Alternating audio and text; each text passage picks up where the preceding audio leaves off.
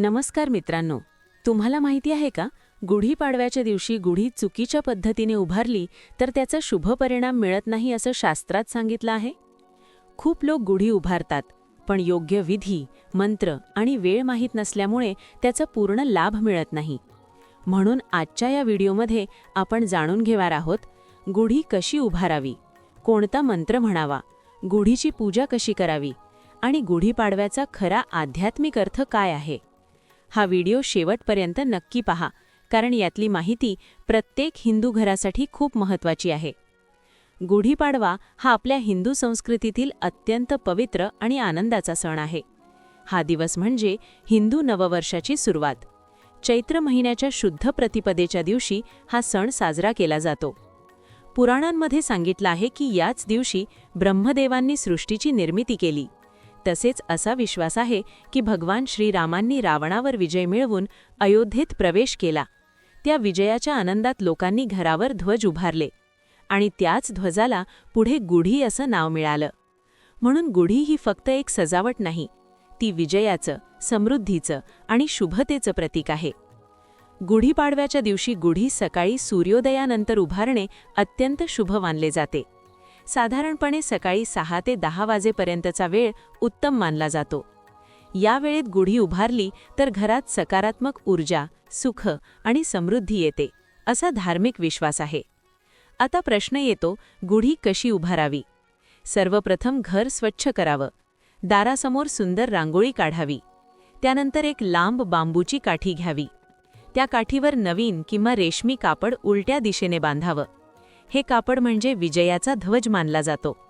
यानंतर त्या काठीला साखरेच्या गाठी, कडुलिंबाची पानं, आंब्याची पानं आणि फुलांचा हार बांधावा. शेवटी काठीच्या वर तांब्याचं किंवा चांदीचा कलश उलटा ठेवावा. अशी तयार झालेली गुढी घराच्या मुख्य दाराच्या उजव्या बाजूला किंवा खिडकीत उंच जागी उभारावी. गुढी उभारताना मनात श्रद्धा ठेवून देवी देवतांचे स्मरण करावे. गुढी उभारताना हा छोटा पण अत्यंत शुभ मंत्र म्हणू शकता. ओम ब्रह्मध्वजाय नमः, ओम इंद्रध्वजाय नमः, ओम विजयध्वजाय नमः, ओम श्रीरामध्वजाय नमः. हा मंत्र म्हणत गुढीला हळद, कुंकू आणि फुले अर्पण करावीत. यानंतर गुढीची पूजा करावी.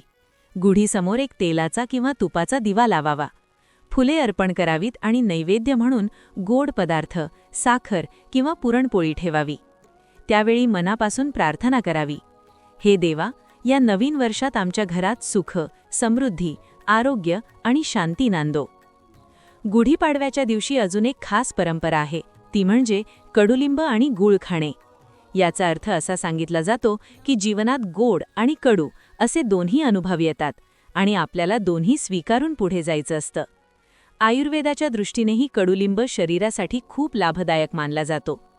धर्मशास्त्रानुसार गुढी उभारल्याने घरातील नकारात्मक ऊर्जा दूर होते, लक्ष्मीचा वास घरात राहतो आणि वर्षभर घरात आनंद आणि समृद्धी टिकून राहते. म्हणूनच गुढीपाडवा हा फक्त एक सण नाही, तो नवीन सुरुवातीचा, आशेचा आणि विजयाचा दिवस आहे. मित्रांनो, जर तुम्हाला ही माहिती उपयुक्त वाटली असेल तर हा व्हिडिओ नक्की लाईक करा आणि शेअर करा, जेणेकरून ही माहिती जास्तीत जास्त लोकांपर्यंत पोहोचेल. आणि अशाच धार्मिक, आध्यात्मिक आणि संस्कृतीशी संबंधित माहितीपूर्ण व्हिडिओसाठी आपल्या चॅनलला सबस्क्राईब करायला विसरू नका. पुन्हा एकदा तुम्हा सर्वांना गुढीपाडव्याच्या हार्दिक शुभेच्छा.